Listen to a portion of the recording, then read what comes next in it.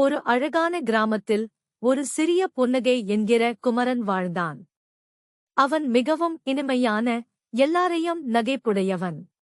அன்றே ஒரு நாள் அவன் பின்புறத்தில் உள்ள காட்டுக்குள் சென்று ஒரு அழகிய மலர் பார்த்தான். அந்த மலர் அருவை போல அழகாக பூ ப்ளூமிங் செய்ய இருந்தது. குமரன் அந்த மலரை தனது நண்பர்களுக்கு கொண்டு வர முடிவு செய்கிறான். அவர்களுடனான சந்திப்பு அவனை மிகவும் மகிழ்ச்சியாக்கியது. எல்லோரும் அந்த மலரின் அழகை பாராட்டினார்கள். ஆனால் சில நாட்களில் அந்த மலர் குன்றிப் போயிற்று. குமரன் அதைப் பார்த்து மிகவும் நயமாக ஆனான். ஆனால் அவன் அப்போது ஒரு பாடம் கற்றான்.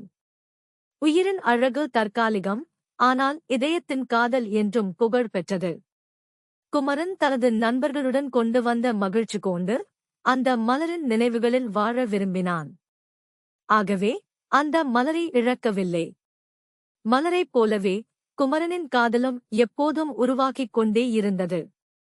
இப்போது அவன் காதலுடன் மலர் வளர சனிப்புக்கு காத்திருந்தான், அலங்கரிக்க, மகிழ்ச்சி தர.